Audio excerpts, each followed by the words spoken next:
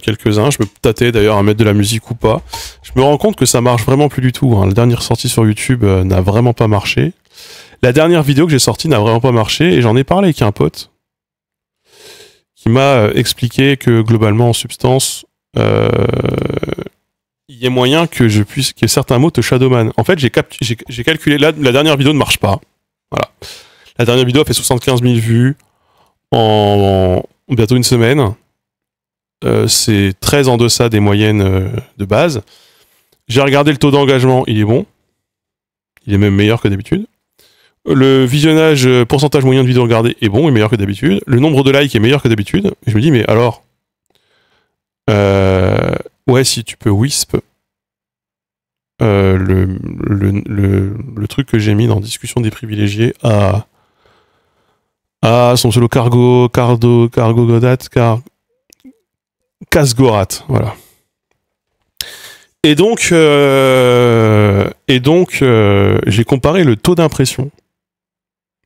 Par exemple, avec la vidéo Existe-t-il un arabe de France? La vidéo a en une semaine eu autant d'impressions que la vidéo sur l'arabe de France en un jour. Ce qui veut dire en substance que YouTube a à peu près 6 à 7 fois moins proposé cette vidéo-là au public qu'elle n'a proposé l'arabe Existe-t-il un arabe de France au public. Et donc je suis confronté à un problème assez structurel et assez complexe, qui est que YouTube ne recommande plus mes vidéos auprès des gens. Même si mes indicateurs sont ouverts. Alors la piste, c'est peut-être que il y a le mot manipule dans le titre, et du coup c'est considéré comme un mot négatif. Les mots négatifs ne sont pas mis en avant sur YouTube, sont mis au contraire. C'est un coup. Et j'en parlais avec Le Monde en carte, qui a un gros problème de vue en ce moment, et qui lui en a parlé avec YouTube. Et Le Monde en carte m'expliquait en gros que, et c'est YouTube qui lui aurait visiblement signifié, ou en tout cas qui lui aurait dit que ce serait potentiellement l'explication, parce que lui pareil, il s'est pris un mur de vues là, plus d'impressions alors qu'il a des bonnes stats et des bons retours. De sa chaîne, elle aurait été par exemple à lui considérée comme complotiste par l'algo de YouTube. Non mais maintenant que la vidéo est sortie, elle est sortie. C'est terrible mais c'est comme ça.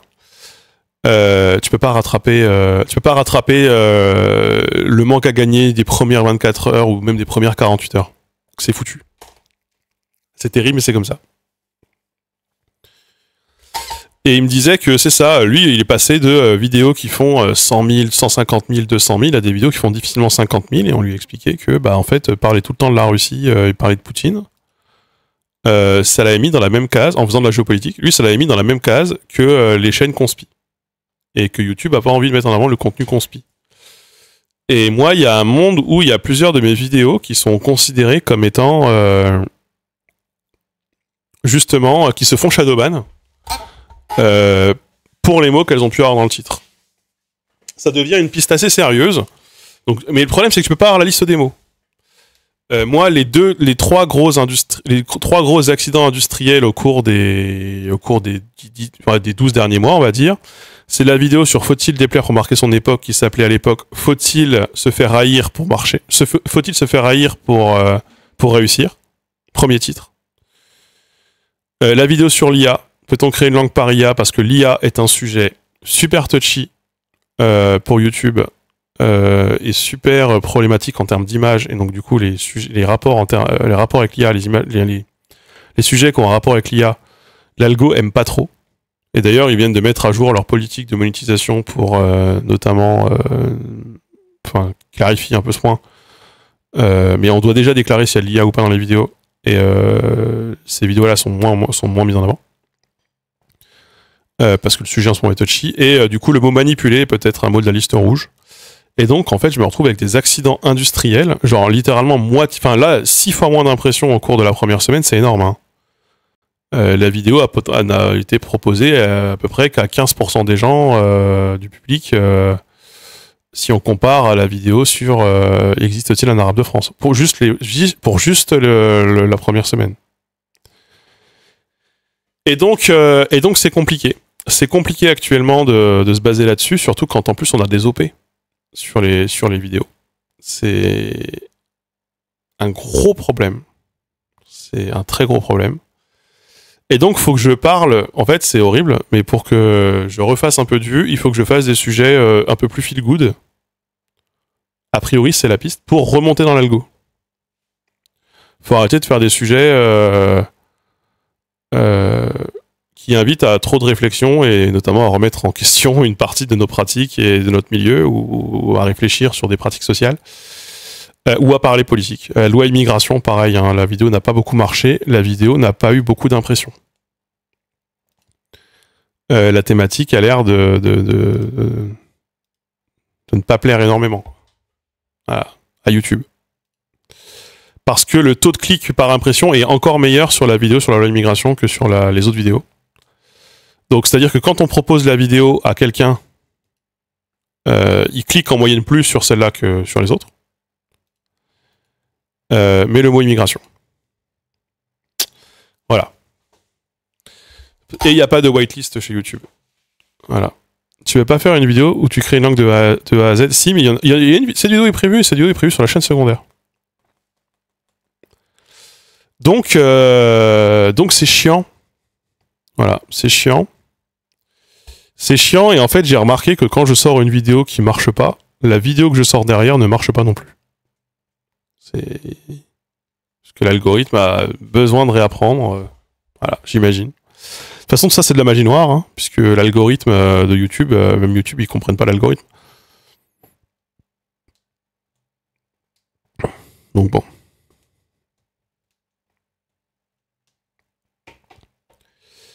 Donc on en est là. On en est là sur la question des vidéos. Quoi faire? Bah quoi faire? Est-ce que je dois faire? Est-ce que je dois pas changer d'édito, notamment pour ça? C'est possible. Si. Avec ma compagne, on adorait la vidéo sur les noms de villes en France. Ah mais il a déjà été fait le sujet, je vais pas le refaire. Le sujet m'intéresse encore, mais il a déjà été fait.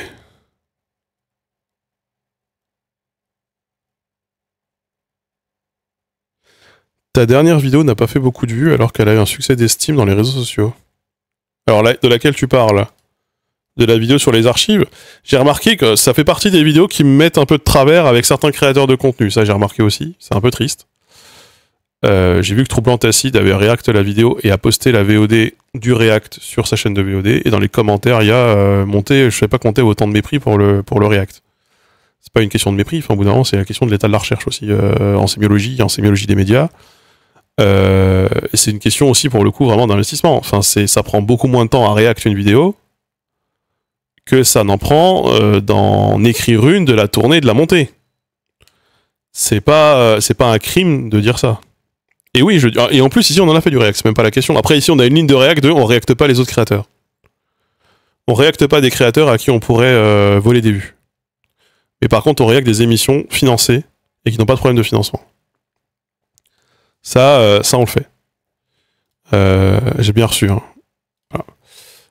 C'est la ligne. Voilà. Moi, par exemple, je ne réacterai pas un créateur et puis après, je posterai la VOD de ce React parce qu'en fait, comme YouTube est foutu, c'est pas.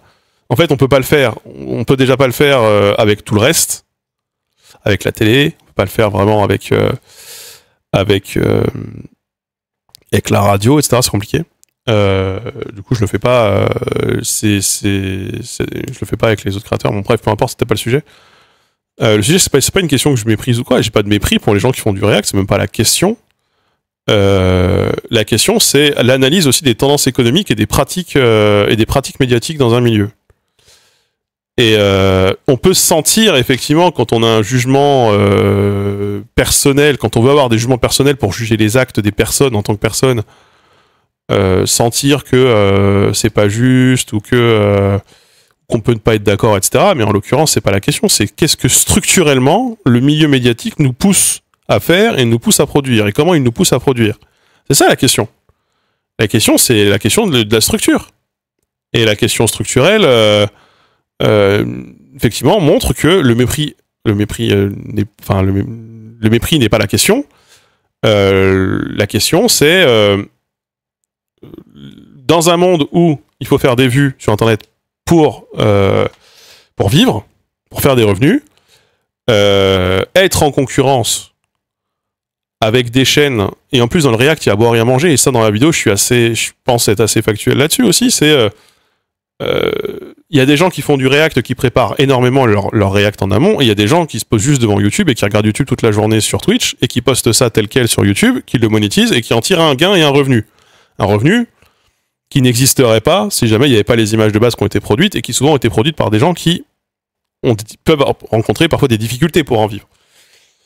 C'est pour ça que, en principe, devrait se retrouver sur YouTube comme contenu valorisé que un montage des interactions et des réactions en regard aux extraits qui sont réagis. Et donc, dans ce cas-là, on rentre dans l'éditorialisation, on rentre dans un cadre du montage, et on rentre donc du coup dans ce qu'on peut appeler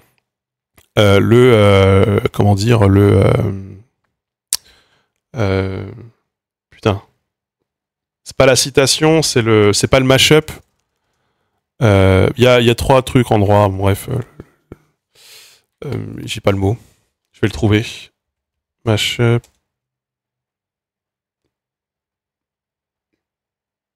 Reprise. Il y a la parodie aussi rentre dans ce cas-là. Mais c'est les exceptions au plagiat, vous savez. Bref, peu importe. Mais il se trouve qu'effectivement, YouTube vend du temps aux gens. YouTube vend du temps. Et vous êtes le produit, on vous vend du temps. Plutôt, on vous achète du temps. En l'occurrence, on vous achète du temps et on vend aux annonceurs du temps. Du temps de visionnage.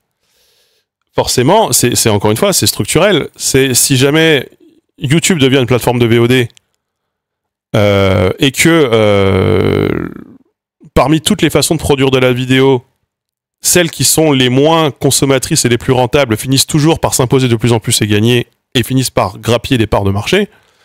Bah, à l'époque où moi j'ai commencé YouTube, j'étais pas en concurrence quand j'ouvrais YouTube. Les gens, ils étaient pas en concurrence. Les gens que je regardais, ils étaient pas en concurrence avec 4 replays de React de ces mêmes personnes, ou des React de télé, etc. Ça n'existait pas. Maintenant, c'est le cas. Donc en fait, ça prend une part des annonces, une part des impressions, qu'on appelle les impressions, et en plus, évidemment, ça, c'est de la valorisation du contenu des autres, mais des fois, ce contenu a des difficultés à être lui-même valorisé. Donc bref, ça pose en fait tout un tas de questions structurelles, et qui nous emmène à la question de, en fait, comme le React, ça dépend de quel React, encore une fois, mais comme une partie du React a soustrait de la production audiovisuelle l'écriture, on arrive à, le chaînon suivant, c'est la génération de contenu par IA, parce qu'en fait, on peut aussi soustraire la création d'images directement. Le tournage, si vous voulez. C'est un peu ça qu'en fait, essayait d'expliquer Matteo Treviani dans l'entretien que j'ai eu avec lui. Ce qui me paraît important, du coup, de le rappeler. Et c'est pas une question de jugement, c'est pas, moi je juge pas les acteurs. En fait, moi j'ai plusieurs amis qui ont quitté YouTube, qui ont arrêté de produire du contenu YouTube très écrit, très qualitatif et très intéressant, pour uniquement faire du stream et sortir une vidéo de temps en temps à la limite pour rappeler qu'ils sont là, mais parce que c'est beaucoup plus rémunérateur.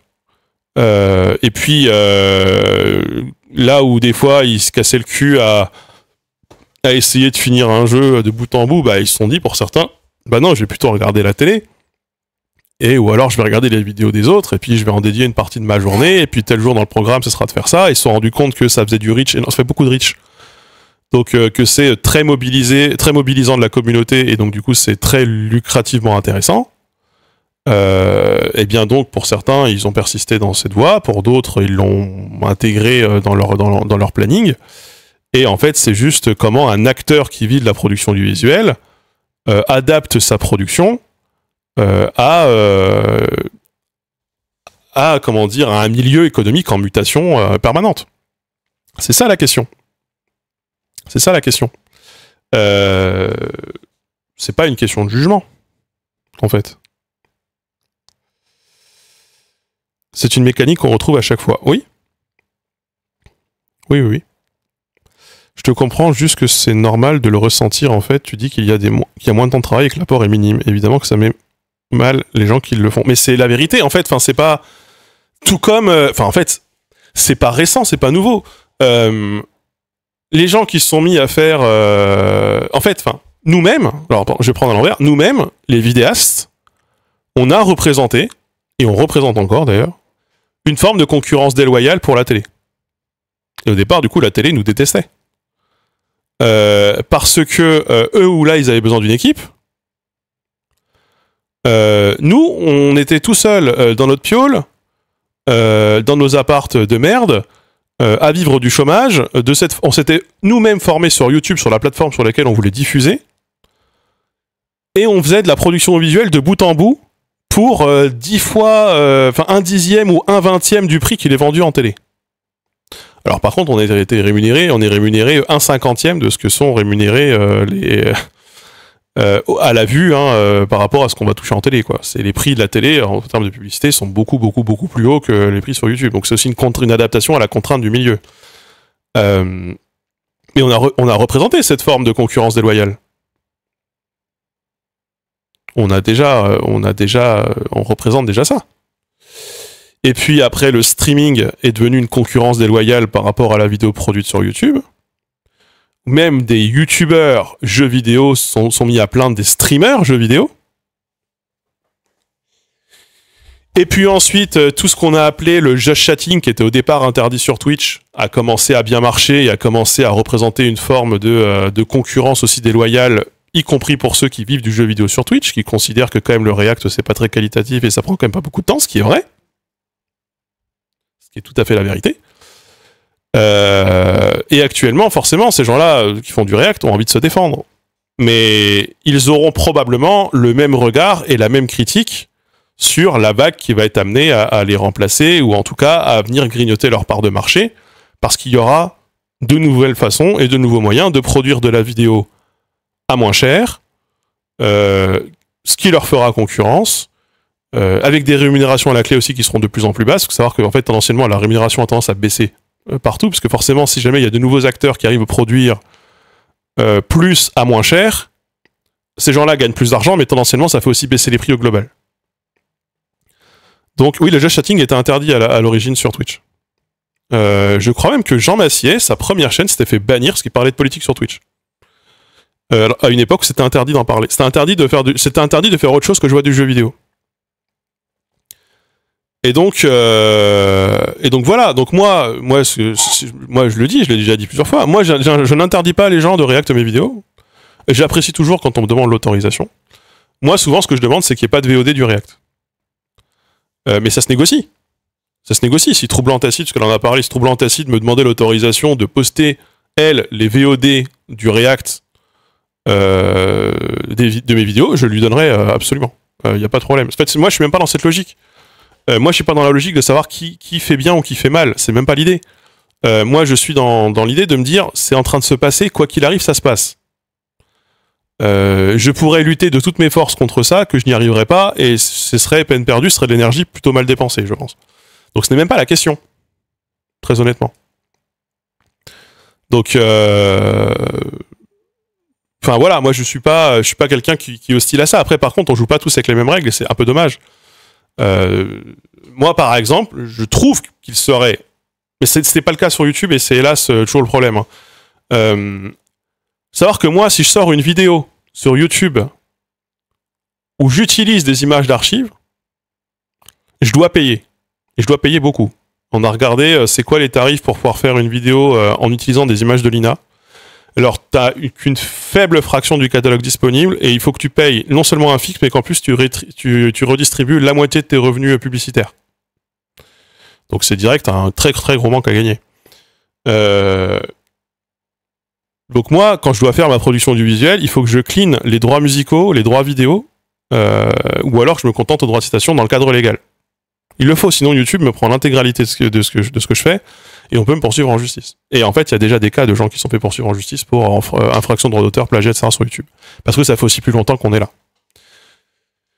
Par contre, un streamer qui va react une de mes vidéos, il reacte ma vidéo en tant que telle. Donc les images qui sont incluses dans ma vidéo font partie du produit fini de ma vidéo, et donc ne sont pas concernées, théoriquement, par le claim. Par les claims. Ils peuvent tout à fait.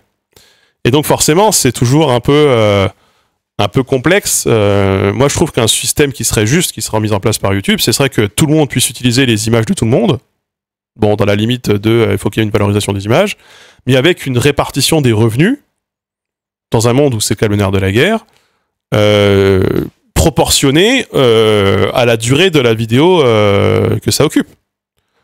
Par exemple, si une vidéo d'une demi-heure donne une VOD d'une heure de React chez quelqu'un, bah, la demi-heure de ma vidéo diffusée devrait en l'occurrence m'être rétrocédée. Parce que littéralement, en fait, à ce moment-là, les gens qui font du React sont des diffuseurs. Mais on n'en est pas là du tout, et c'est même pas le sujet. Et c'est un peu compliqué.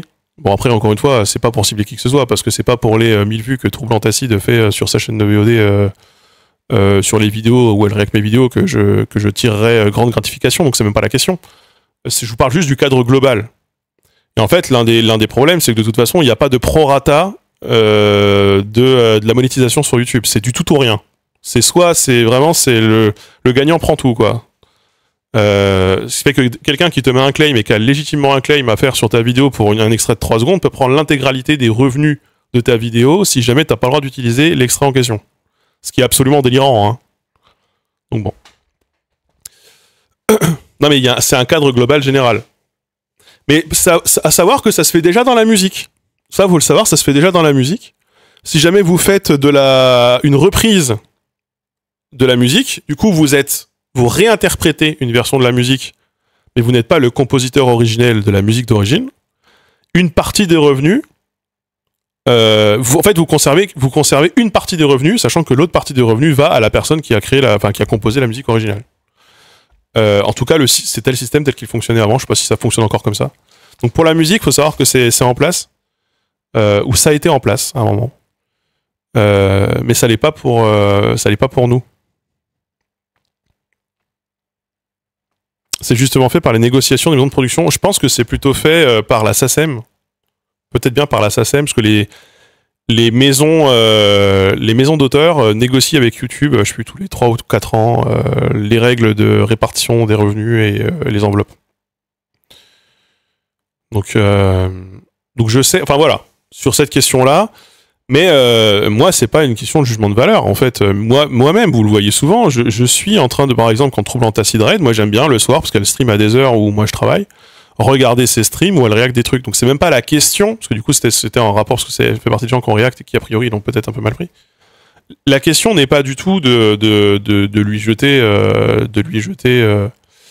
ni à elle ni aux autres du discrédit ou quoi que ce soit. Mais par contre, il y a une réalité qui est là, c'est que le coût de la minute produite n'est pas du tout le même quand on fait une vidéo diffusée sur YouTube que quand on réagit à une vidéo qui a été diffusée sur YouTube. C'est pas du tout le même coût à la minute en termes de temps demandé, et c'est pas du coup non plus les mêmes rentabilités. C'est-à-dire moi, combien de vues je dois faire pour une vidéo pour être dans mes frais par rapport à combien de vues tu dois faire quand tu fais du React pour être dans tes frais. Parce qu'en fait, comme tu peux chier du flux, la question se pose pas du tout pareil. Moi, une vidéo sur la chaîne principale, j'en sors 1 ou 2 par mois. Des vidéos de VOD, si jamais je mettais tout, je pourrais en faire 1 par jour. Vraiment, facilement. Il se passe quoi que si tu mets du contenu protégé de plusieurs dizaines d'ayants droit différents? Eh bien, ils se battent. Tout à fait, tu as tout à fait raison, ils se battent entre eux. Pour savoir qui doit récupérer quoi. Et ils peuvent, d'ailleurs, eux, se faire du prorata. Mais toi, en tant que créateur, t'as pas voix au chapitre. C'est un délire, hein. C'est un délire, moi je trouve que c'est vraiment un délire. Après, il y a pire, il y a Meta. Il y a Facebook et Instagram. Facebook et Instagram, c'est quasiment impossible de récupérer de l'argent. Quasiment impossible. Et TikTok, faut faire au moins 100 000 vues par mois pour pouvoir commencer à demander de l'argent. C'est pour vous dire. Hein.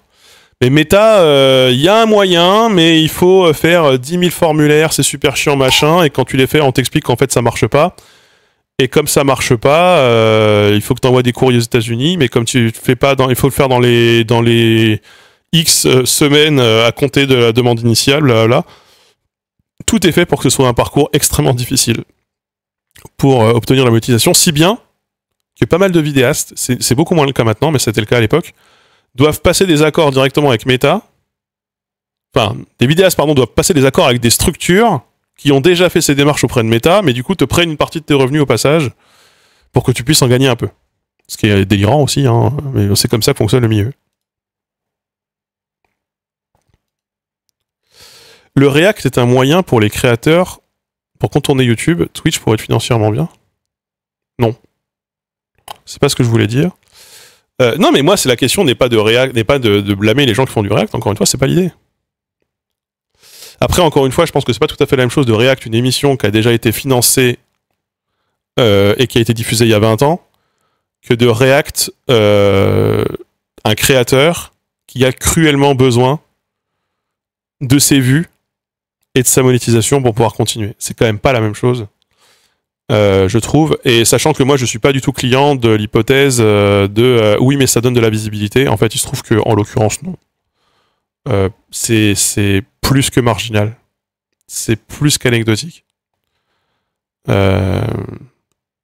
Personne ne m'a jamais découvert parce que j'avais été React chez quelqu'un d'autre. Ou alors les mauvaises personnes. Puisqu'évidemment, ce qui est le plus React, on va pas revenir là-dessus, mais c'est les clips, en l'occurrence, sans vraiment se poser la question de d'où ils viennent et dans quel contexte. Voilà. C'était les partenariats initiaux sur YouTube où il fallait être attaché à une structure, il me semble, dans les années 2009-2010. Alors à l'époque, il fallait être attaché à un network. Et moi, je suis toujours un network. Moi, je suis chez Webedia.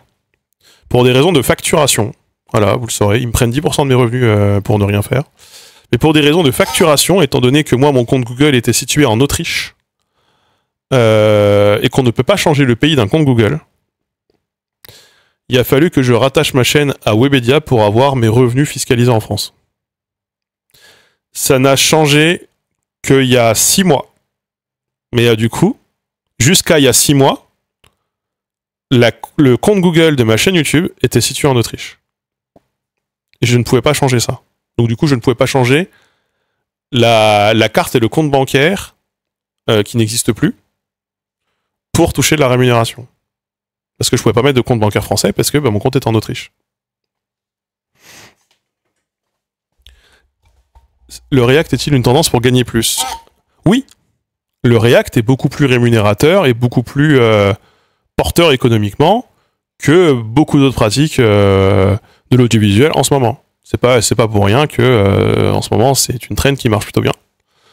Et c'est pas pour rien non plus que certains vidéastes, mais je peux le citer en fait, enfin je m'en fous, il va pas regarder, mais un créatif a totalement arrêté les vidéos YouTube pour uniquement faire du React de vidéos. Il y apparaît dans la vidéo dont je parle. Pour uniquement faire du React et ça fait des vues. Ça fait des vues de ouf. Aujourd'hui, il doit générer probablement beaucoup plus de vues et savoir que plus les vidéos sont longues, plus tu fais de l'argent par vidéo qu'il n'en a jamais fait avec sa chaîne YouTube. Sa chaîne YouTube à l'époque où il faisait des vidéos à l'ancienne. Il a des VOD de React qui font du 100K vues, du 50K vues. Où il va React du contenu soumis à droit d'auteur pour autant. Donc en fait, l'intégrale, je pense qu'une part substantielle, peut-être même la majeure partie de ses revenus, dépendent aujourd'hui du contenu des autres. Mais les autres en question n'ont pas de rétribution sur le contenu qui est React. C'est pas pour rien que dans le droit, il y a une distinction entre ce qu'est la citation et ce qu'est la diffusion d'une œuvre intégrale. Tout simplement. Mais c'est pas grave. Le bouton me soutenir pour avoir des emotes ne renvoie pas sur la bonne chaîne Twitch. Je ne sais même pas de quel bouton tu parles. Pour te dire. Oui, enfin, mais encore une fois, à dire ça, ça veut pas dire que lui, faut le jeter sous le bus et il faut qu'il arrête. C'est même pas la question. C'est pas du tout, c'est même pas ce que je dis. Je dis juste que tel que fonctionne l'audiovisuel aujourd'hui, et c'est pas moi qui le dis encore une fois d'ailleurs, visiblement c'est plutôt la recherche qui le dit. Et d'ailleurs, apparemment, Matteo Triani m'a dit qu'ils allaient lancer justement un dossier, enfin une équipe de recherche sur précisément la veille sur Twitch et l'utilisation de Twitch, sur l'utilisation de Twitch. Faut savoir que moi, je m'entends bien avec les sémiologues des médias. Je m'entends très bien avec le laboratoire de sémiologie d'Avignon, notamment. Voilà, où il y a une thèse qui vient d'être soutenue très récemment sur l'ENA Situation, vous le saurez. Voilà.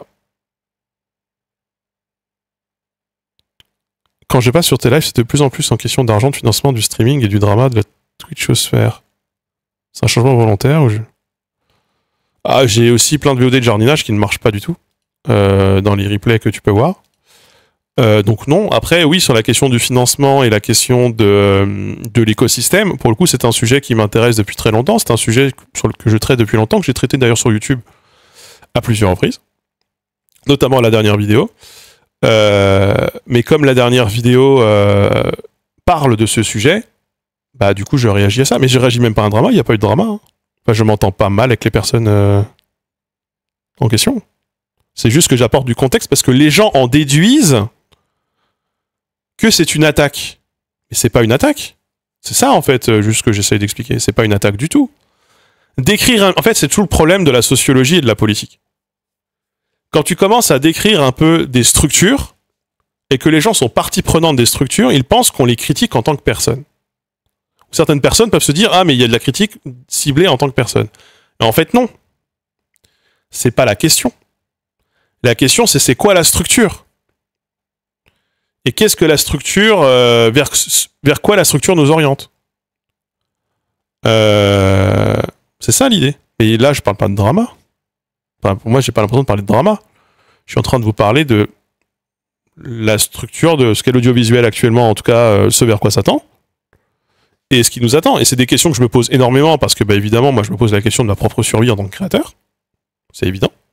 Et voilà, mais après, qu'on soit bien d'accord, la plus-value de la VOD qui va être tirée de ce stream est aussi une plus-value qui est beaucoup plus faible que les vidéos que je développe et les vidéos que je fais sur ma chaîne. Et moi-même, je l'ai vu. La chaîne de VOD génère 2/3 des revenus de la monétisation. C'est-à-dire que, en gros, si je fais 800 € sur la chaîne principale, je fais 400 € sur la chaîne de VOD. Alors que je fais drastiquement moins de vues et que ça me prend drastiquement moins de temps.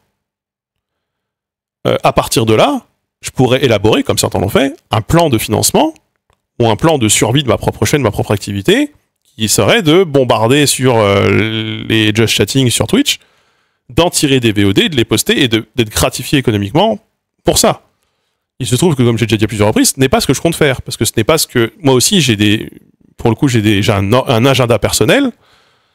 Mon agenda personnel, c'est suivre ce qui me rend fier, c'est produire ce qui me rend fier, et ce qui me rend fier, c'est de faire des vidéos, en l'occurrence produites, qui mettent du temps, avec un axe visuel, du montage, etc. C'est ça qui me donne envie de me lever le matin.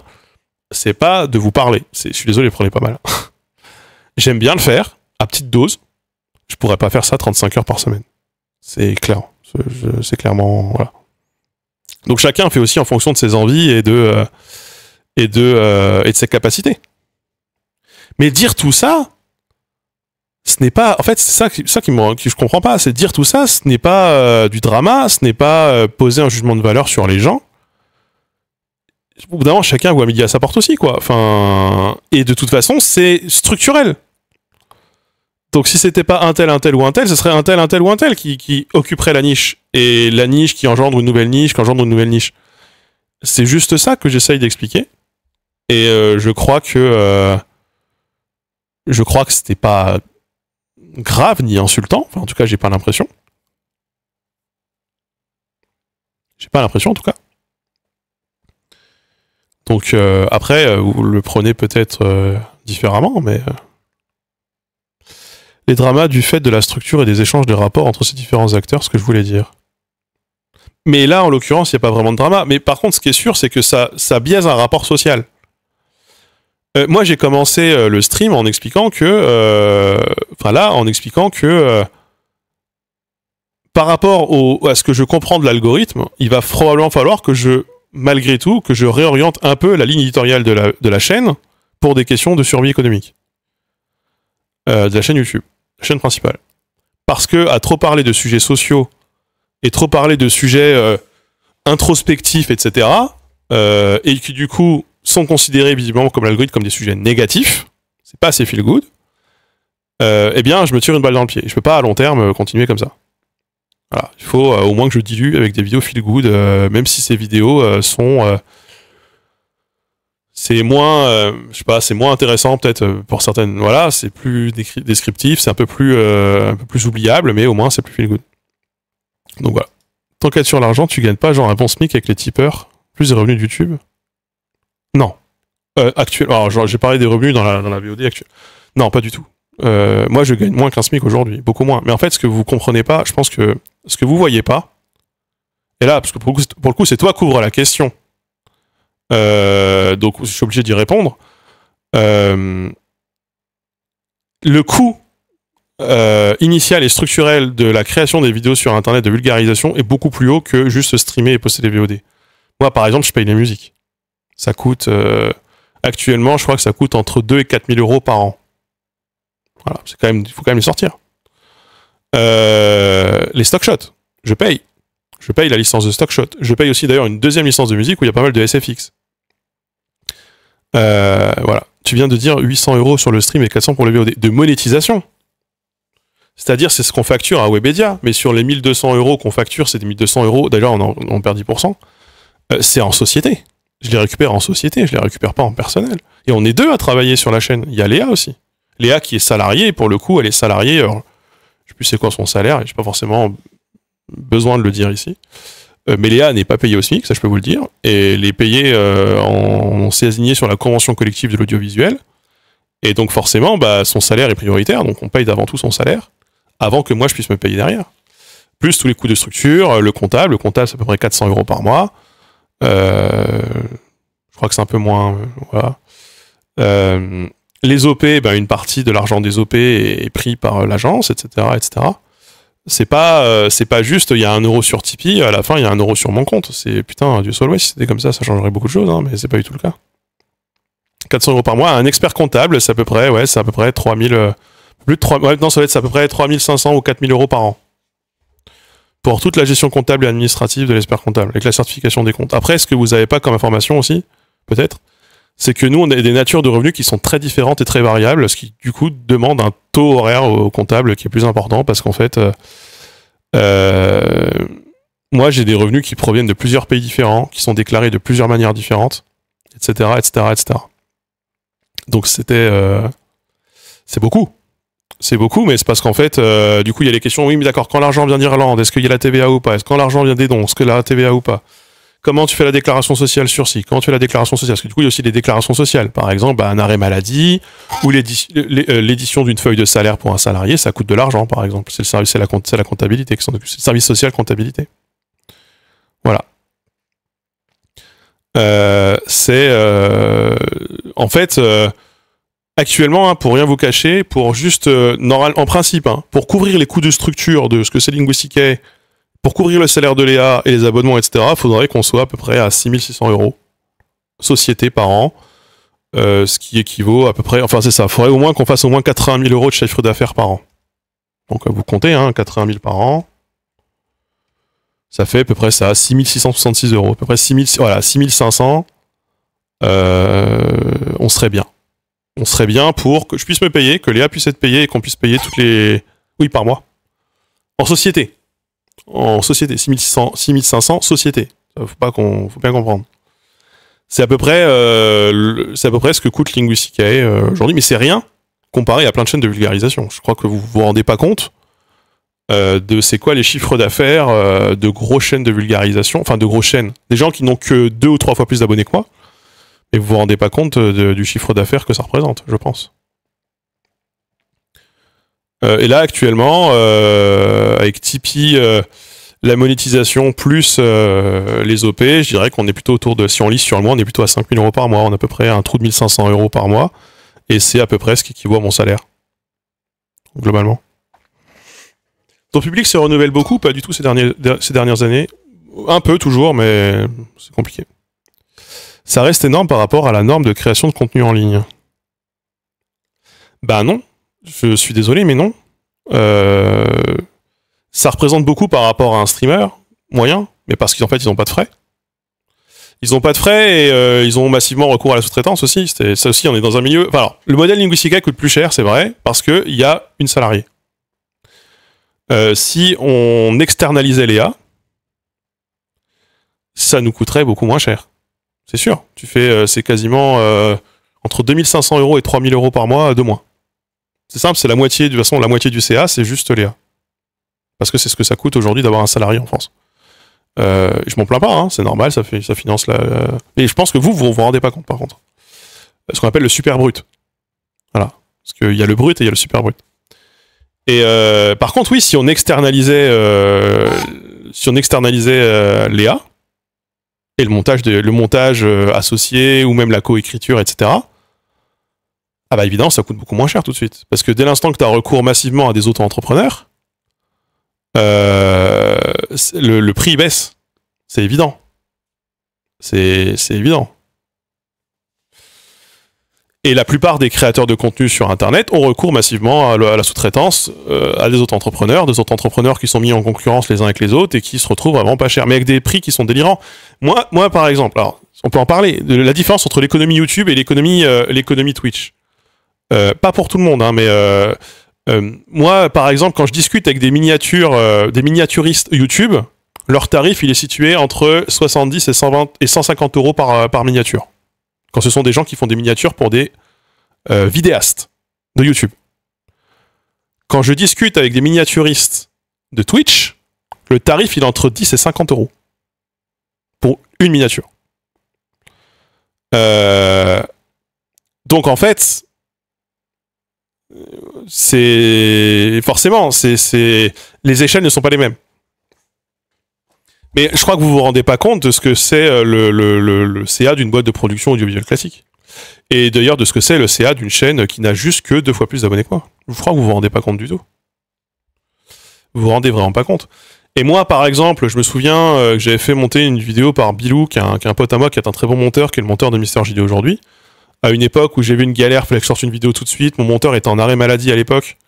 L'ancien monteur était en arrêt maladie et du coup je lui ai dit putain est-ce que tu peux me dépanner, je suis désolé, putain par contre j'ai que 3 jours pour monter la vidéo. Donc je me sentais trop mal. Mais lui il a l'habitude de bosser là-dedans parce que la plupart des vidéastes avec lesquels il bosse, enfin qu'il bossait, parce que maintenant il bosse pour Mister G donc c'est différent, c'était un peu l'ambiance quoi. Et je l'ai payé, je sais plus combien je l'ai payé à l'époque, je l'ai payé 2000 balles, 2500 balles la vidéo. Parce que c'était le prix. Et il m'a dit mais j'ai jamais été autant payé. Je dis mais c'est le prix. C'est pas normal que tu bosses pour 3 fois moins. Surtout quand c'est des vidéos qui doivent sortir dans l'urgence, etc. Et qui sont en plus commandées par des gens qui ont vraiment plus de vues que moi. Donc en fait, oui, le modèle Linguistica coûte plus cher. En fait, dès l'instant qu'on veut payer les gens correctement, aussi ça coûte plus cher. Ça, de toute façon, c'est évident. C'est évident. C'est sûr. Mais il y a un vrai problème, j'en parle aussi souvent ici, parce que moi je me renseigne beaucoup sur l'état du milieu, il y a un vrai problème de dumping dans le milieu, et notamment de dumping des techniciens dans ce milieu. Donc voilà. Tu te compares qu'au plus gros. Non, je me compare avec des gens dans le même segment. Dans le même segment.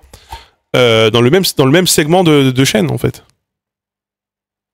Mais en plus, si je peux me permettre, les revenus sont de plus en plus décorrélés du nombre de vues, du nombre d'abonnés. Il y a des créateurs sur Twitch qui ont 150 viewers par mois, qui font plus d'argent que moi.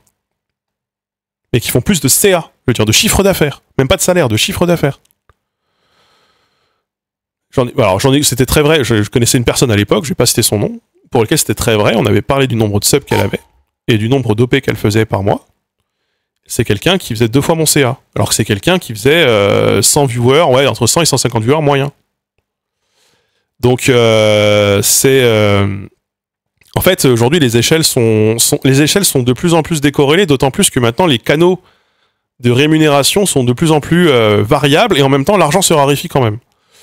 Vous avez des créateurs de contenu qui, je pense qu'on peut s'en rendre compte, par exemple, Manon Bril, aujourd'hui, fait l'essentiel de son argent sur Instagram.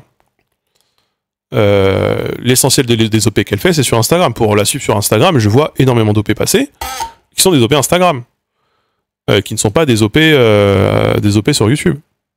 Voilà, parce que son modèle économique a évolué de sorte à ce que aujourd'hui elle est focalisée là-dessus. Et si bien, moi, elle me l'avait dit à l'époque, elle m'avait dit aujourd'hui YouTube pour moi c'est un taf alimentaire. C'est-à-dire dans le sens, il faut bien qu'elle sorte des vidéos pour montrer qu'elle existe, mais c'est même plus ce qui l'intéresse le plus, et c'est même pas c'est même plus sa ressource principale de revenus, alors que c'est quelqu'un qui fait beaucoup plus de vidéos que moi, beaucoup plus de vues que moi. Quoique aujourd'hui je suis pas sûr, mais plus d'abonnés en tout cas c'est sûr. la question du nombre de vues, elle est aujourd'hui aussi décorrélée. En fait, c'est ça que j'essaie de vous dire, c'est qu'il y a des gens qui n'ont que 2 fois plus d'abonnés que moi, mais qui vont faire 6 fois plus de CA. Il n'y a pas de linéarité de l'évolution, genre d'un rapport vue-revenu. C'est pas linéaire. C'est juste ça que j'essaie de comprendre. C'est ça que voilà. Et après, nous, c'est vrai que dans notre modèle, nous, on essaye de tout faire pour que tout le monde soit payé dans tous les projets. Là, par exemple, on est en train de travailler sur un projet pour la fin de l'année. Il y a, je sais plus combien de milliers d'euros de création de musique. Bah oui, parce que plutôt que faire ça sur Suono ou Suno ou prendre des musiques à la con libre de droit, on a envie de payer un artiste pour faire les musiques dont on a envie. Parce qu'on a aussi envie de faire travailler des gens du milieu. Ça fait que le format est beaucoup plus cher, évidemment, que si je faisais les musiques par IA. C'est genre évident. Mais il faut pas se leurrer, hein, de plus en plus de créateurs ont recours à l'IA, que ce soit dans l'image ou dans le son, pour faire pour baisser le coût de production. C'est des choix politiques aussi de comment tu gères ton modèle. Après, oui, Linguisticae a plus de CA que beaucoup d'autres créateurs, mais il y a aussi beaucoup moins de CA que beaucoup de créateurs. Il se trouve que la chaîne Linguisticae est une chaîne de taille moyenne. En l'occurrence. C'est pas une grosse chaîne, c'est pas une petite chaîne, c'est une chaîne de taille moyenne. Que ce soit en nombre de vues, que ce soit en nombre d'abonnés, et que ce soit en opportunité même commerciale, et on est même, en ce moment, c'est un peu chiant. Chaîne de taille moyenne, c'est vraiment le segment de merde. J'ai déjà dit plein de fois ici, mais les petites chaînes, souvent, acceptent facilement, parce que du coup, les marques arrivent à... Le dumping, il passe par les petites chaînes, de toute façon. Le dumping, il passe par les petites chaînes parce que ce sont ceux qui connaissent pas les tarifs. Et quand ils ont jamais négocié... En fait, quand t'es une marque, t'as tout intérêt à cibler des créateurs qui n'ont jamais collaboré avec qui que ce soit pour leur proposer des tarifs vraiment très bas. Et nous, on a déjà eu, parce que moi, du coup, forcément, comme je suis chez le garde, du coup, je peux vous en parler. Je peux pas vous dire qui ni quoi, mais on a des créateurs, des fois, et pour 100 balles, ils font des OP. Pour 100 balles, quoi. Alors que ça en vaut 5 fois plus. Le truc, c'est que si tout le monde accepte de le faire pour 100 balles, après, nous, on vient nous voir et on dit, faudrait baisser ton tarif, mon gars, sinon on ne prend pas. Donc le tarif baisse de plus en plus. Tu trouves pas qu'il faut un entre-deux entre ne pas vouloir faire baisser son coût de production et ne pas rentrer dans le dumping, se trouver dans la merde financièrement, que ça puisse... Après, le problème, c'est que si jamais je fais des vidéos de moins bonne qualité pour baisser les coûts, ça va se voir aussi. Mais on a déjà changé notre modèle de production. On le change régulièrement et en permanence, le modèle de production. On passe notre temps à faire ça. Pour essayer de nous adapter à un milieu qui évolue beaucoup trop vite pour nous. Très honnêtement, moi, ça dépasse et ça fatigue même d'ailleurs. Et en même temps, si jamais je voulais vraiment m'adapter à ce que c'est l'économie du aujourd'hui, il faudrait que je vire Léa et que j'installe les plugins de montage par IA et que je fasse la musique par IA, et là forcément j'augmenterai mon taux horaire. Je sors qu'une vidéo par mois, mais par contre chaque vidéo est sponsorisée. J'arrête de faire écrire des sujets par des co-auteurs comme Clément, mais par contre je les fais écrire à ChatGPT. Enfin, c'est sûr que moi il y a des solutions, il y a des orientations vers lesquelles on peut aller, et c'est des orientations vers lesquelles certaines personnes vont déjà. Mais moi j'ai besoin d'être fier de moi aussi, et j'ai besoin de proposer moi je suis pas fier de moi si jamais je vous propose quelque chose dont en fait l'essentiel du processus créatif n'a pas été géré notamment par moi ou par Léa. Donc on essaye tant qu'on peut de ça, mais je pense que le public, moi pour le coup on me dit souvent que je suis un doomer, mais là j'ai vraiment envie d'avoir espoir. Je pense que le public récompense ça malgré tout. Je pense que le public récompense le fait que ce qu'on fait et les sujets qu'on traite, il les verrait pas ailleurs et il serait pas traité de la même façon. Je veux y croire à ça. Après je suis peut-être délu, ça c'est autre chose. Mais du coup, comme tu parles de multiplication des canaux, est-ce que ça arrive pas dans la négociation justement? Si. Nous, on essaye de vendre par pack, mais ça marche pas. Très honnêtement, ça marche pas. Parce que les commerciaux, eux, te disent qu'ils réfléchissent pas comme ça. Le marché de Twitch, le marché d'Instagram et le marché de YouTube sont 3 marchés différents pour les OP. Les prix ne sont pas du tout les mêmes. Les conditions et les types de contrats ne sont pas du tout les mêmes, et ça les fait chier de faire des contrats intégraux. Ils préfèrent faire des contrats séparés pour des raisons de service juridique, de praticité, et des questions de aussi la personne qui gère Instagram doit justifier son salaire, la personne qui gère le truc doit gérer son salaire, et donc du coup les contrats intégraux, je dis pas qu'on n'en fait jamais, mais c'est plus que marginal. Non, mais après de l'IA, moi pour le coup je suis pas l'anti-IA, donc donc je vois que ça existe et donc je vois que ça s'invite partout de plus en plus. Ça, c'est même pas la question. Nous, c'est une question aussi de comment on a envie de produire. Moi, évidemment, voilà, j'aime bien être fier de moi.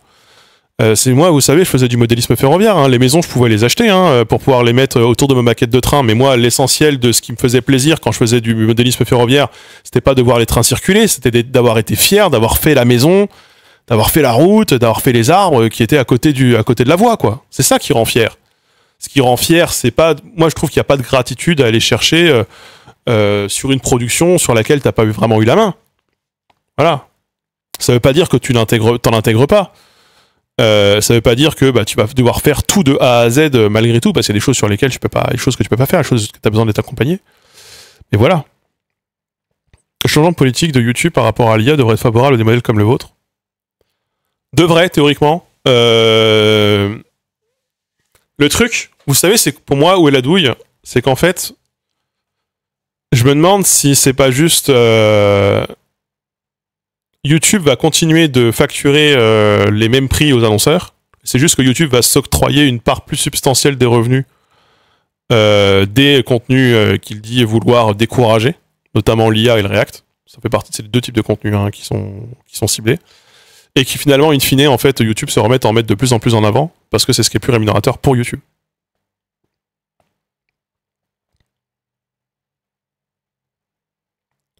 Je suis incapable moi-même de faire la différence entre la musique générée par IA et de la musique composée, très honnêtement. La traîne des shorts, passée de conversion, ça s'est effondré en termes de vues.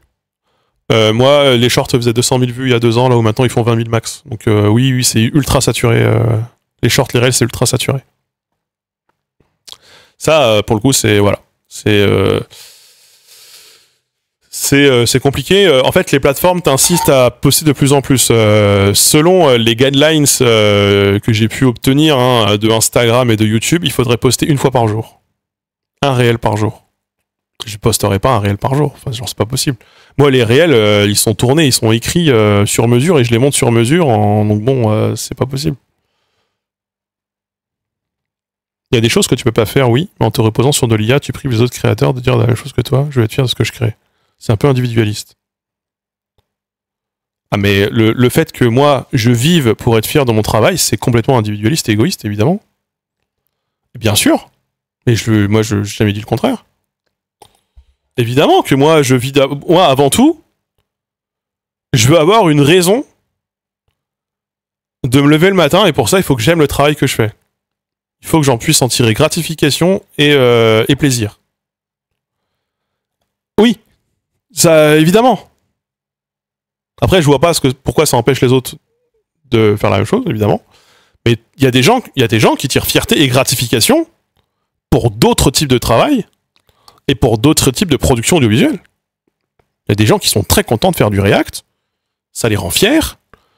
Ils gagnent beaucoup d'argent avec ça pour certains. Et cet argent, ils les investissent dans des choses qui leur font vraiment très plaisir. Et ils chopent, je sais pas, et leur communauté grossit plus vite, donc ils ont plus de gens qui les reconnaissent, donc ils se sentent plus importants, donc ils se sentent plus heureux. Enfin, il y a plein de façons aussi d'avoir de la gratification personnelle dans un milieu de production audiovisuelle. Et heureusement, tous n'ont pas la même façon que moi de l'obtenir. Ah non, je vais pas sortir de... Le financement participatif, c'est trop compliqué. Déjà, les gens contribuent sur Tipeee, c'est déjà bien sympa de leur part. Je vais pas en plus lancer une souscription, ça me paraît compliqué. C'est un peu comme dire je veux passer par l'imprimerie parce que je suis content de faire des enluminures, mais fuck les machines à écrire. Mais en fait, encore une fois, moi j'ai pas un discours anti-IA, donc y a des choses pour lesquelles on peut intégrer l'IA dans nos productions, mais de manière ponctuelle et comme outil, comme tu l'as bien dit, tu l'as très très justement dit.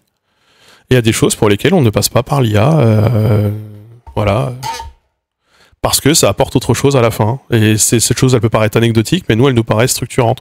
Par exemple, aujourd'hui, exemple très concret, il y a des outils de dérecherche par intelligence artificielle. J'utilise pour les shorts, parce que ça me fait gagner beaucoup de temps.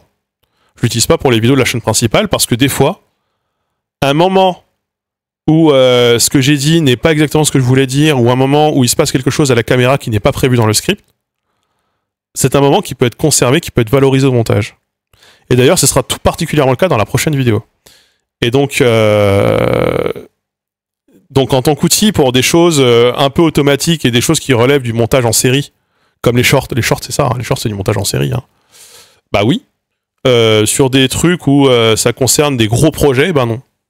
Plutôt pas. Ou alors de manière très anecdotique et très ponctuelle, mais ça nous est pas vraiment encore arrivé. À part peut-être pour générer des textures, mais c'est parce que les générer des textures, je peux le faire dans After Effects si jamais je prends 1 heure.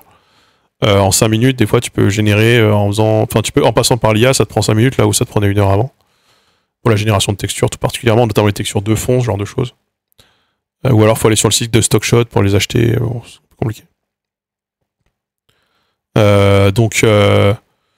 Donc encore une fois, ça dépend de la mesure et de l'implication de ces outils. Mais après, c'est aussi se leurrer de penser que par IA, on peut obtenir en un claquement de doigts ce qu'on obtiendrait en 10 heures, en 100 heures de travail.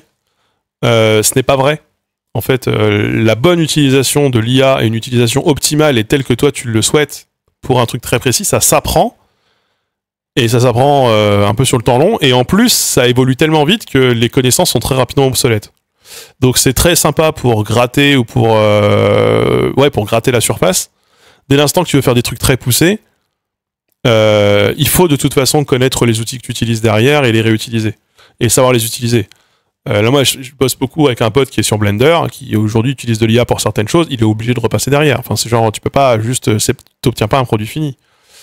Tout comme c'est le cas souvent quand tu fais de la génération d'images, t'obtiens pas un produit fini. Il y a beaucoup de choses qui peuvent malgré tout paraître inconsistantes. Donc, ou en tout cas pas exactement ce que toi t'aurais voulu avoir. Donc de toute façon, c'est pas non plus le miracle. Voilà. Oui, ça progresse vite, c'est vrai. La quantité de pubs sur YouTube, c'est du délire. Et la quantité sur Twitch. Sur Twitch, il y a des chaînes où on est rendu à 7 minutes de pub par heure. C'est énorme. Mais oui, il y a de plus en plus de pubs sur YouTube. Alors que nous, on n'est pas vraiment de plus en plus payés. Vous remarquerez.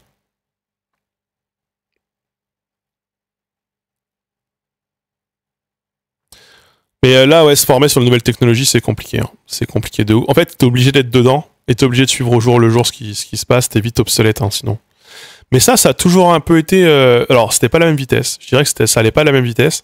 Mais ça a toujours un peu été, notamment dans les milieux artistiques et les milieux culturels et technologiques. Il a toujours fallu, de toute façon, se maintenir à jour. 7 minutes par heure, c'est pas genre le ratio de la télé française, ça doit, mais genre la chaîne de Yu-Gi-Oh! Sur Twitch, là, c'est délirant. Et il y a de plus en plus de... alors, les bloqueurs de pub marchent évidemment de moins en moins bien, ce qui est un peu chiant. Sur Twitch, moi par exemple, ça ne marche plus, et sur YouTube non plus. Alors sur Firefox, certains marchent encore, mais sur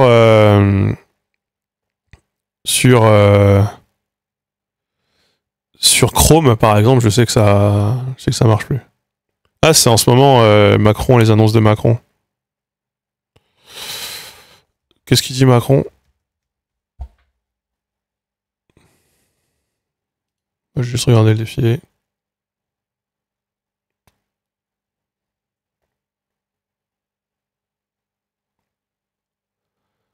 Ça c'est rien.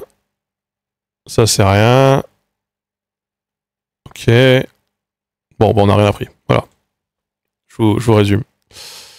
Sur Opera, ouais, je crois aussi. Donc c'est compliqué. Après, dans le secteur de l'audiovisuel, moi par exemple, alors une populaire opinion de ouf, à gauche. Mais moi, les vidéos IA du gorille là, le gorille qui dit putain j'ai perdu mon nain là, bah, ça m'a tabassé de rire. Hein. Le singe en IA là, ça m'a tabassé de rire. Je trouve que c'est plutôt du contenu, c'est du contenu très divertissant. Donc après, évidemment, on va dire oui, mais quand même, ça a été fait par IA. Oui, oui, et l'IA est une forme de concurrence pour les artistes. Mais en fait, on va revenir au propos de départ, comme le React est une forme de concurrence aux gens qui faisaient d'autres formes de direct, qui était même une concurrence aux gens qui faisaient du contenu catalogue monté, écrit et monté, comme la vulgarisation sur YouTube, qui eux-mêmes étaient une forme de concurrence pour les programmes télé traditionnels, qui eux-mêmes étaient une forme de concurrence pour le cinéma, etc., etc., etc. Voilà.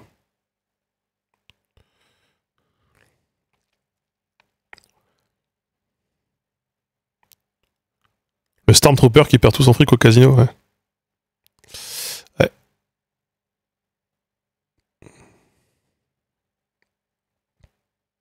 Hâte de voir de l'IA faire des vidéos de React à des shorts. J'ai un compte sur lequel je tombe souvent en scrollant. C'est un pâtissier IA. Le mec est en IA. Et c'est d'ailleurs, il s'appelle comme ça, je crois, genre le pâtissier en IA, etc. Et c'est le gars qui te parle de cuisine, c'est une IA. Tout est autogénéré par IA.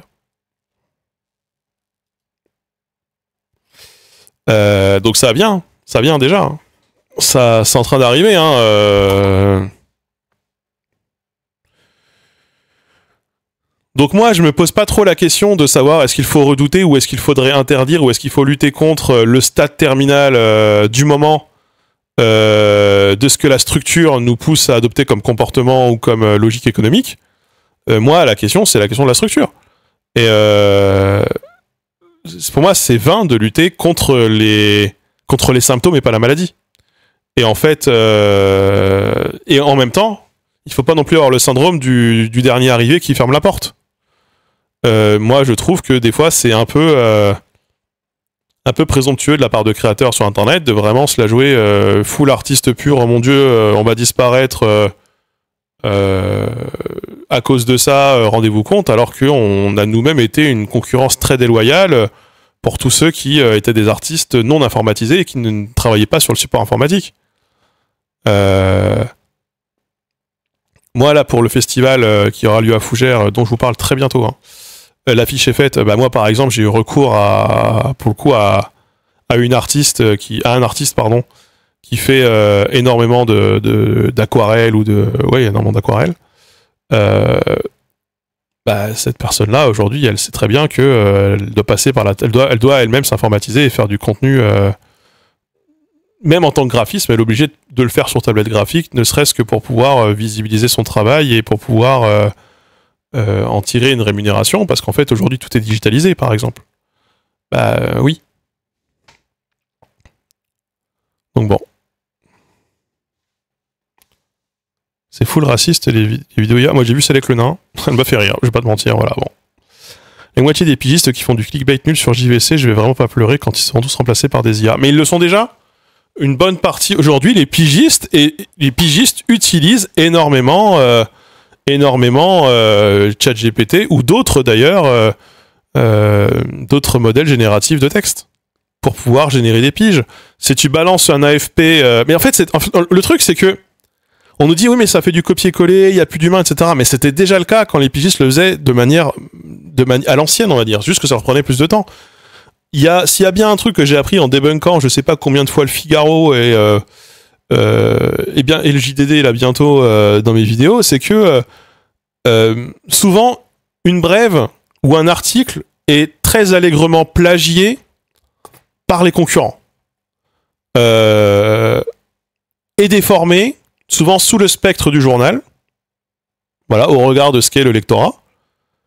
Mais si l'information de base est fausse, elle n'est jamais vérifiée. Et ça, c'est un problème structurel de la presse qui se retrouve à devoir aussi chier du flux. Et ça, Matteo Trelani en parlait un peu, mais du coup, comme on parlait d'audiovisuel, il en parlait pas, mais dans la presse écrite, il y a évidemment le même problème. Tu dois chier du flux, mais on n'a pas le temps de vérifier les informations, en fait. On va plutôt faire du breaking news ou des brèves de merde plutôt que faire du journalisme d'investigation. Ça coûte beaucoup trop cher. Et le seul modèle qui arrive à le faire vraiment bien, c'est Mediapart. Mais Mediapart, ça vit essentiellement de ses lecteurs. Ce qui a été une prouesse, hein, d'ailleurs. Aujourd'hui, vous avez tout un tas de journalistes qui utilisent allègrement ChatGPT ou les consorts pour pouvoir transformer une brève AFP en un article Figaro. Voilà. Point. Vraiment. C'est quelque chose qu'on peut... C'est juste que aujourd'hui, c'est plus rapide de faire comme ça que de le faire à l'ancienne, mais pour un résultat obtenu qui est quasiment la même chose. Hein. C'est quasiment la même chose. C'est terrible, hein, mais bon, c'est parce que structurellement, tel que fonctionne la presse, le modèle de fonctionnement de la presse, notamment le modèle économique de la presse, tend à ça, à produire toujours plus d'informations moins cher. Bah, et surtout, c'est du temps de lecture qu'on vend aux gens. Donc voilà. Et tu ne peux pas avoir 10 Mediapart, c'est aussi tout à fait vrai. C'est tout à fait vrai, hein, c'est comme tu peux pas avoir 15 Netflix, hein, c'est terrible, là, mais bon. Donc encore une fois, pour la 15e fois, la question c'est pas est-ce que c'est bien ou est-ce que c'est pas bien. La question c'est pourquoi ça existe, d'où ça vient et vers quoi ça nous mène. C'est ça la question. Et si jamais on doit dire qu'on s'arrête là, et ben pourquoi est-ce qu'on s'est pas arrêté avant? Et sur quoi est-ce qu'on doit revenir hein, dans ce qu'il y a avant, tu vois?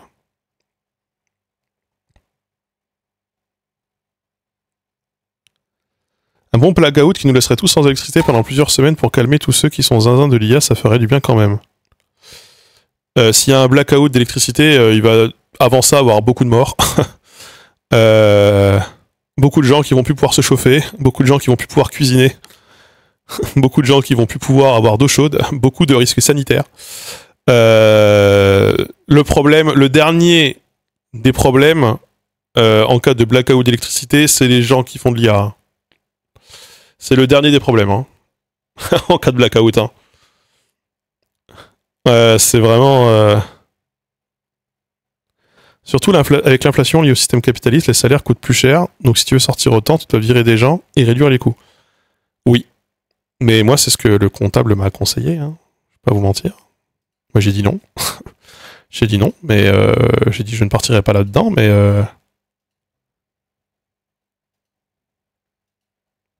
Oui, évidemment que le comptable, c'est ce qu'il m'a dit. Il m'a dit, bah là, il y a une baisse de chiffre d'affaires. Soit faut produire plus avec autant, soit faut couper dans les dépenses, donc faut couper dans les salaires, quoi. C'est... Évidemment. On s'est pas arrêté avant, car il n'y avait pas que les youtubeurs qui se la jouent individualistes. Moi, ça m'arrange. Ça a créé une super société. On ne peut facilement plus vivre du journalisme, oui. Mais c'est pas une question d'individualité, hein. Bon, encore une fois, hein, je suis désolé, hein, c'est pas parce que les gens ils sont cyniques, égoïstes dans leur coin et que c'est un problème d'individualité, c'est un problème de structure. Les gens sont des pions dans tout ça. Les gens occupent des niches écologiques, si vous voulez, ou des niches économiques, si vous préférez. Ils occupent des niches qui se libèrent. Voilà. Enfin, je sais pas. Encore une fois, c'est pas une question de jugement, hein, c'est terrible. On a vraiment... C'est marrant, j'ai regardé tout à l'heure la vidéo de Blast, de Maudit et de Cotentin, j'arrive 15 ans après, moi d'os politique, j'arrive 15 ans après, sur le vote. Et la conclusion de leur vote, c'est le vote, c'est à la base pas une histoire d'individu. C'est pas une histoire d'individualité, c'est pas une histoire d'extraire les gens du milieu dans lequel ils évoluent. À la base, le vote, c'est pas le summum de la décision politique. Le vote, c'était même d'ailleurs aussi, ça va pas de soi, c'est quelque chose d'individuel et d'individualiste d'ailleurs.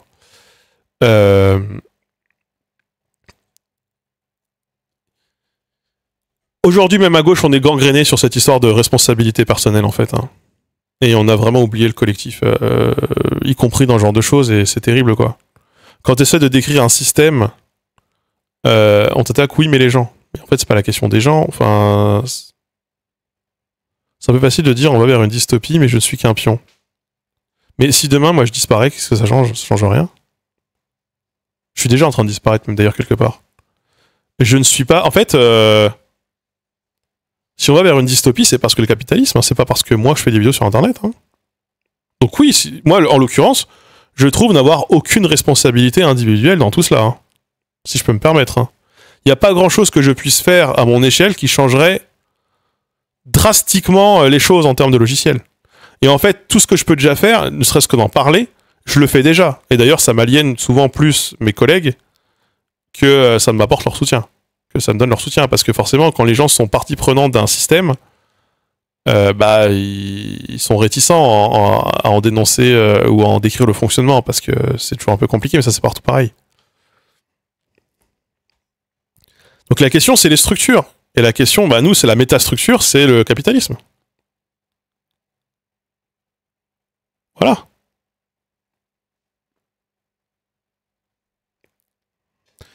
Et en fait, la seule réponse que tu peux apporter à un problème structurel, c'est une réponse structurelle. Et nous, bah, du coup, nous, on essaye déjà de s'adapter à titre personnel, on essaie d'adapter notre production dans la demeure du possible à nos convictions, dans la demeure du possible, parce que bah il y a aussi des réalités économiques qui font qu'au bout d'un moment, faut bien manger, quoi. Et c'est bien sympa si jamais, si jamais je finis par disparaître pour pouvoir aller bosser au Leclerc, bah je sais pas si jamais vraiment je serais en accord avec mes convictions, hein, quand même. En l'occurrence, je pense que j'aurais surtout perdu en pouvoir de structure. Voilà, en l'occurrence. C'est complexe, quoi. Être anticapitaliste et pro-IA, c'est un peu une question d'impossible pureté militante. Mais la question, c'est encore une fois, c'est pas de savoir si t'es pour ou contre l'IA, c'est l'IA, ça existe. C'est un outil, quoi. En fait, c'est tout comme la question, elle se posait au 19e siècle de est-ce que quand on est de gauche, faut être contre les tracteurs, quoi. Parce que les tracteurs mettaient les ouvriers agricoles au chômage. La question est mal posée. C'est pas ça la question. En l'occurrence, le progrès technologique, il est censé être... Mais c'est écrit dans le... Ça, c'est des trucs qui sont abordés dans le manifeste du Parti communiste, en l'occurrence. Le vrai manifeste, hein, de Marx et Engels. Hein.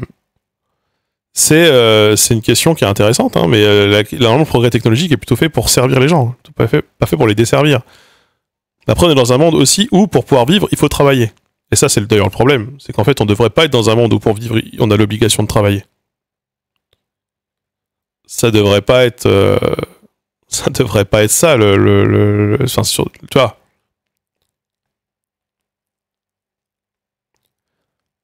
La métastructure, c'est plus le pouvoir et le capitalisme, c'est sa modalité.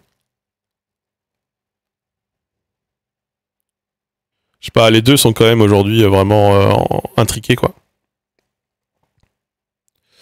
Aujourd'hui, distinguer ce qui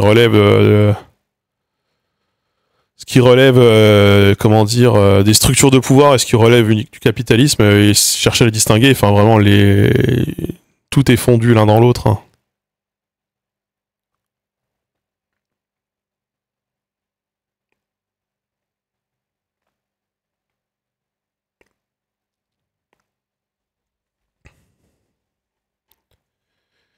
Donc voilà, tout ça, c'est des questions un peu complexes et on n'aura pas la réponse ici. Au moins, en fait, ce qui est intéressant, c'est au moins être un minimum clairvoyant sur les enjeux et sur la direction vers laquelle ça nous mène. Et donc, pour savoir, il faut avoir la réponse non pas aux symptômes, mais à la maladie. Au moins, ne serait-ce qu'une réponse théorique, ou ne serait-ce que des explications théoriques. C'est un peu l'idée.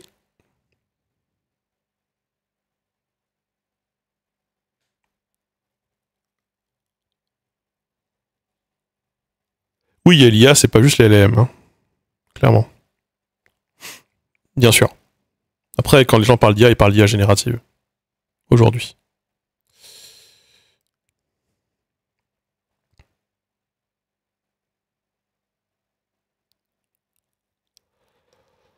Donc voilà, tout ça, c'est difficile. Après, nous, dans la logique dans laquelle on est, bah, nous, on essaye de faire des choses qui ont du sens, des choses qui nous plaisent. Et du coup, des choses qui plaisent. Et je pense que ça permet de faire des choses aussi qui sont différentes de ce qu'on peut voir ailleurs, à pas mal d'endroits. Et ça nous garde une forme d'insolité, je sais pas comment dire, genre, le fait que ce soit insolite. Malgré tout, moi j'essaye de penser comme ça et de me dire ça.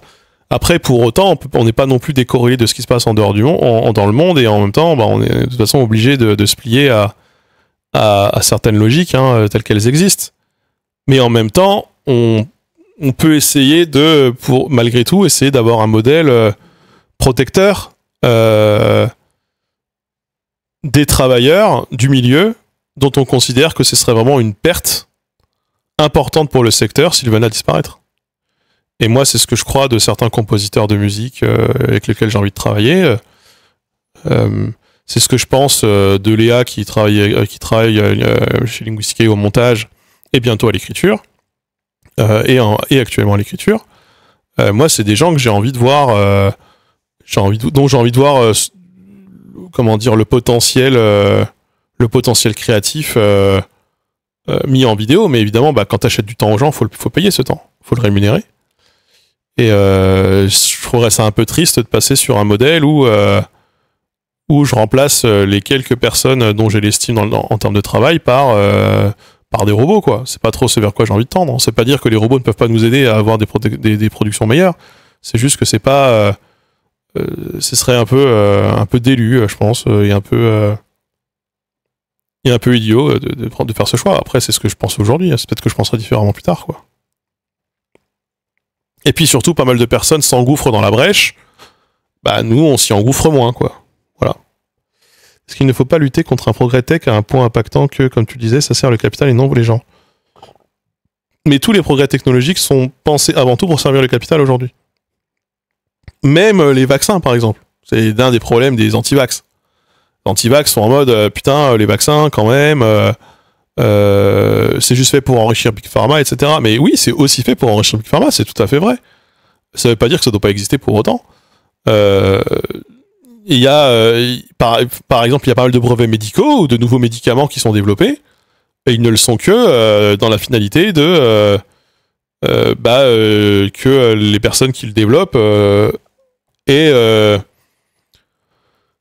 une forme de monopole sur telle molécule pendant telle année. Moi, par exemple, je disais l'article sur l'escitalopram. L'escitalopram, c'est en fait, à la base, si j'ai bien compris, c'est la molécule chirale du citalopram.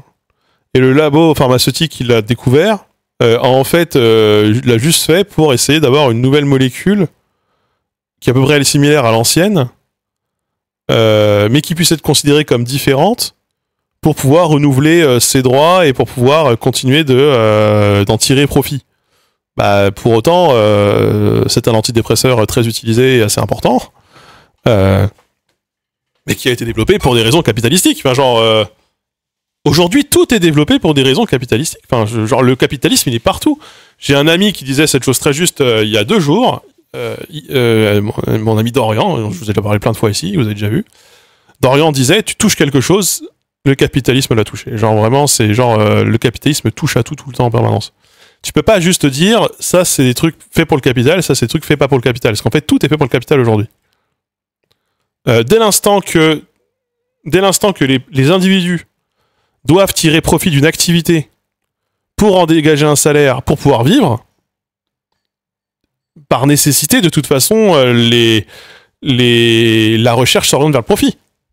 La recherche de manière générale, de tout, de quoi que ce soit. Le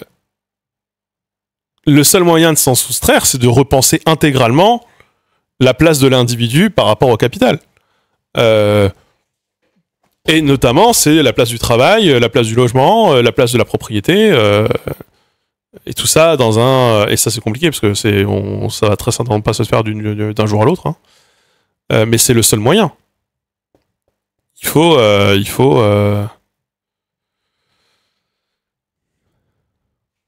travailler sur toute la chaîne, quoi. Faut changer toute la chaîne, quoi. BFM TV vient de se faire griller à modifier des photos de reporters de guerre pour ne pas faire payer le photographe. Mais tout comme la télé, de manière générale, vole les images à Internet pour ne pas avoir à les payer. C'est chiant, hein. On en fait les frais, hein.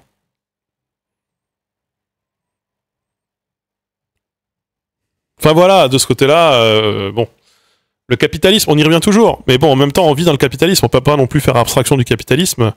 Et du coup, on essaye de vivre en cohérence avec ses règles morales quand on n'aime pas le système, avec ses propres règles morales, qui induisent nécessairement une forme de compromission.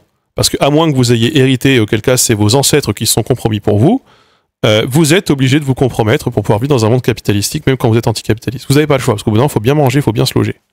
T'as pas le choix. Tu n'as pas le choix du tout. C'est terrible, hein, voilà.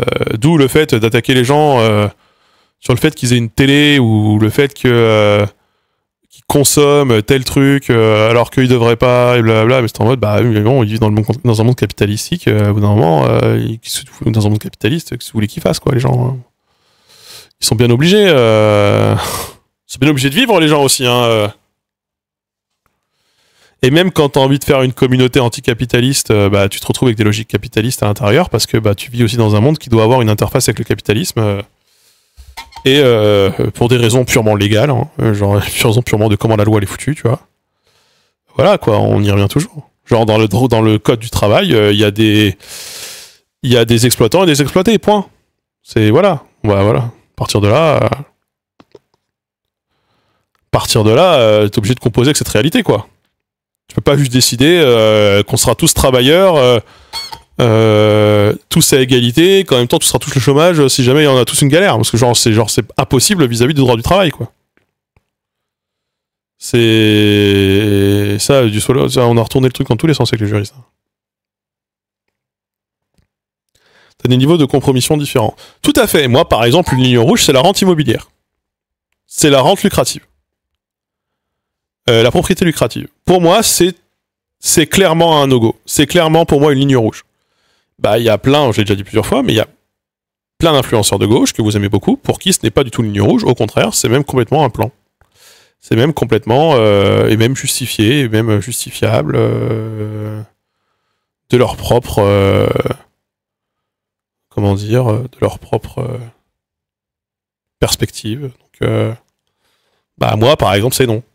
Bah, chez l'autre personne, ce sera oui, quoi.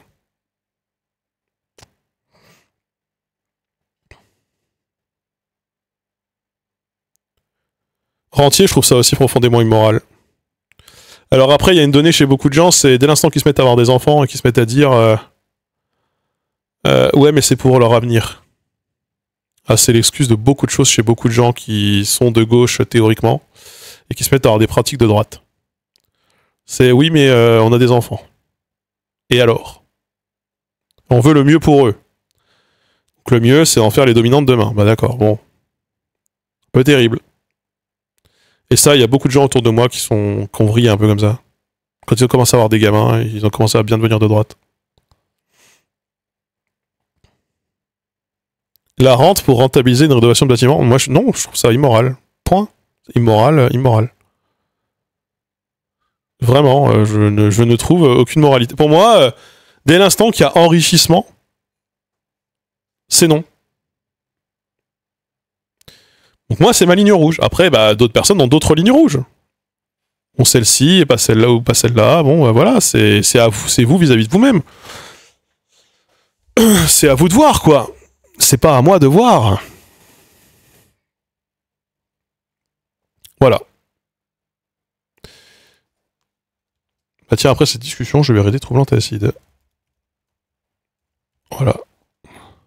Que faire si on est une profession libérale et que la retraite sera minuscule? Bah ce sera mon cas, hein, t'inquiète. Hein. Ça fait à peu près 3 ans que j'ai pas pu vraiment cotiser pour la retraite, donc je sais que déjà, dans mon parcours, moi, je travaille depuis que j'ai 15 ans. J'ai été imposable. Déjà, les 6 premières années de YouTube, j'ai pas été imposable. J'ai pas cotisé à la retraite. Les premières années en tant que travailleur non plus, parce que du coup, je travaillais pas assez dans l'année. C'était pas assez de salaire par trimestre. Et en ce moment, non plus. En ce moment, là, cette année, je cotise pas pour la retraite. Donc moi, je sais que déjà, sur plusieurs années, bon, 10 ans de YouTube et un peu plus si jamais je compte la pharmacie, la SNCF, etc., je suis déjà en dehors des clous. Je suis déjà, l'extrême majorité de mon temps, je l'ai passé à ne pas cotiser. Enfin, cotiser pour les autres, mais pas cotiser pour moi. Pas cotiser pour ma retraite. Parce que, vous savez, il y a des seuils où tu gagnes de l'argent. Attends, j'arrive. Il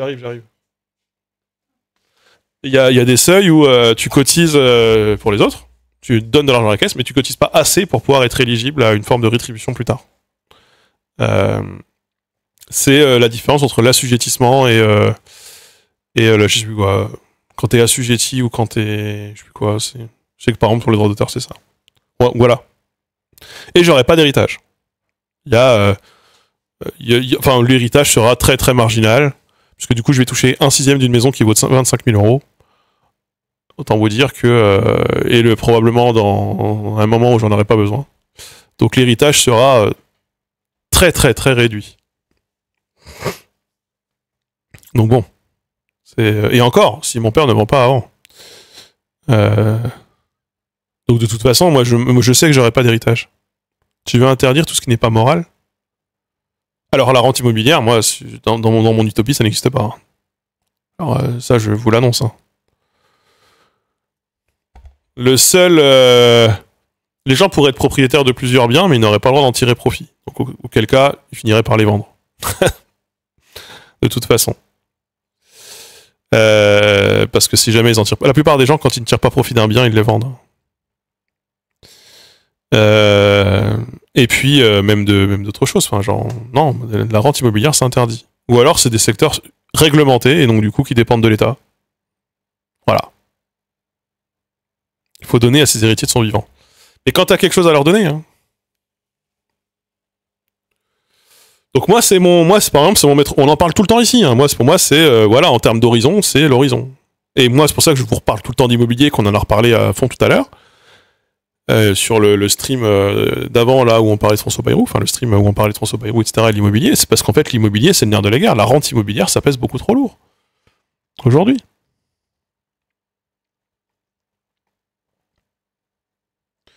Et pour moi, le seul bailleur entendable, c'est l'État. Voilà. C'est l'État ou c'est la collectivité de manière générale.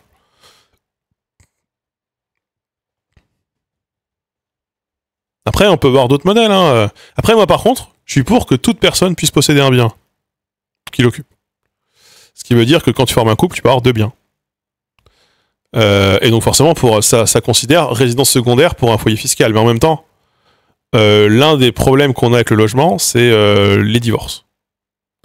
Et l'une des grosses égalités liées au logement, c'est aussi ça, c'est les divorces. Comment tu te loges quand tu as 45 ans et que tu te retrouves à divorcer, que tu as 2 gamins, comment tu te loges? C'est compliqué. Et le divorce équivaut souvent à un appauvrissement. Donc bon.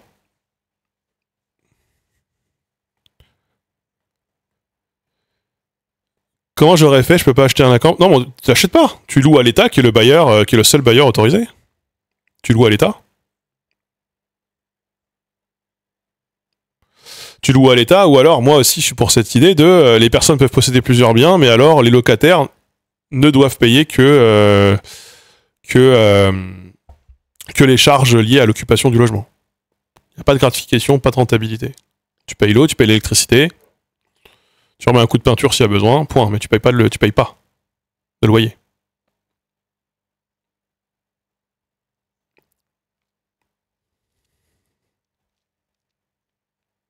Et moi, je pense même que dans ces cas-là, l'intermédiaire devrait toujours être la collectivité. C'est-à-dire, en gros, bon bah voilà, j'ai un bien que j'ai envie de conserver parce que je compte l'occuper dans X temps, mais en attendant, il est vacant.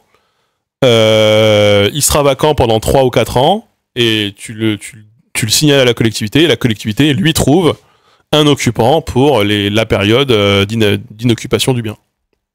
Et toi, en attendant ton bien, tu le possèdes, mais en attendant, tu ne peux pas en tirer profit. Voilà. Et oui, je suis communiste. Voilà.